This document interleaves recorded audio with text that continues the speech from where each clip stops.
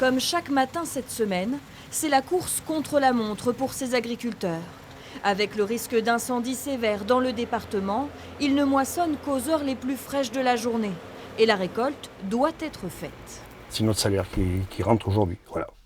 C'est le fruit du travail d'une année. Donc on va travailler jusqu'à 14 h et on arrête. Et on reverra ça ce soir vers 19-20 h. La préfecture de la Dordogne a pris un arrêté ce lundi.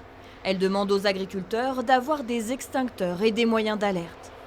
Avant de quitter la parcelle, une dernière reconnaissance doit être assurée pour s'assurer de l'absence de départ de feu.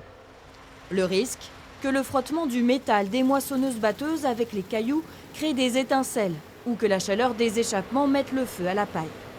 Jean-Paul, lui, est toujours vigilant, même sans les consignes. Il a déjà vu l'une de ces énormes machines s'embraser. Heureusement, ce n'était pas en plein été. J'ai déjà vécu un incendie de moissonneuse-batteuse en octobre 2012 dans les récoltes de maïs. Le client et moi, on s'est rendu compte de rien. Quand on s'en est rendu compte, c'était trop tard. En 20 minutes, la moissonneuse était brûlée, il ne restait plus rien. Une journée comme aujourd'hui, là, tout ce qui est autour de nous, tout brûle. Pour le professionnel, la récolte du blé et de l'orge se terminera à la fin du mois. La période des moissons est considérée comme l'une des plus à risque pour les incendies.